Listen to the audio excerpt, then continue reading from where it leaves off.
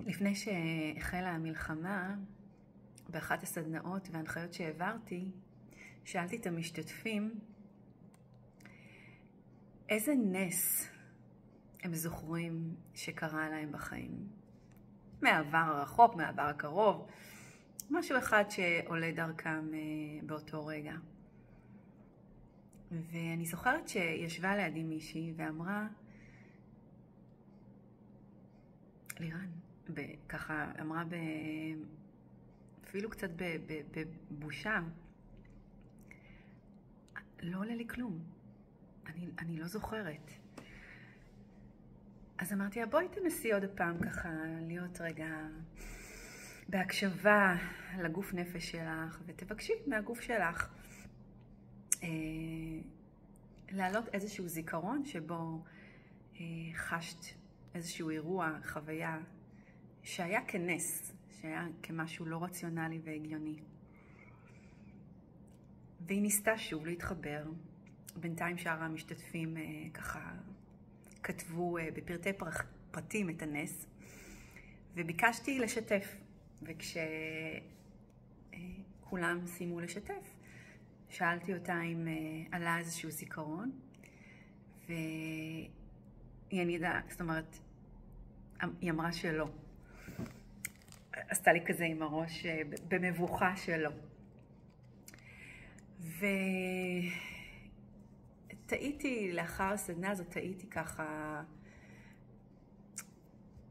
קודם כל, איך היא מפרשת נס, למרות שאני הגדרתי מה זה נס באותה סדנה, או מה זה פלא.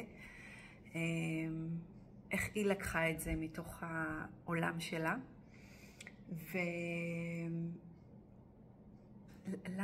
למה בעצם לא עלה לזיכרון או חוויה שהיא חוותה כנס או כפלא, כמשהו שהוא מעבר לרציונל, שהוא עוקף את ההיגיון, משהו שאי אפשר להסביר, אי אפשר לתמלל אותו אפילו במילים, שהוא פלאי, הוא מעבר לעצמנו. ולפני כמה ימים ככה אני נשאלתי מה בחיים שלי אני זקוקה לנס, או אני רוצה לראות כנס. והייתי בחיבור כמובן לגוף שלי, לגופים שלי. והדבר הראשון שאמרתי, עם כל החושך שאנחנו חווים, ועם כל זה שאנחנו בהסתרה שבהסתרה שבהסתרה שבהסתרה, אנחנו לא מבינים את כל התמונה הגדולה שנקלענו אליה מה-7 לאוקטובר. זה שמבחינתי, ובמיוחד בעיתות של אבל ואובדן, וכל אחד איפה שזה פוגש את המקום שלו, של העצב, האבל והאובדן, עניתי שמבחינתי הכל נס. הכל כרגע בגדר נס. אין משהו שהוא לא ניסי.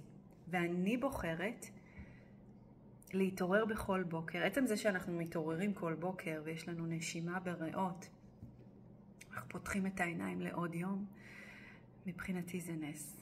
עם כל הכאב והצער שאנחנו חווים, ואין אחד שזה מדלג מעליו, הכל, אם נבחר לראות את החיים, מבחינתי הכל כגדר נס. אז אני שולחת ככה את המסר הזה הלאה, וזאת בחירה. לבחור לראות את החיים כנס אחד גדול. חג ניסים ואורות שמח לכולם.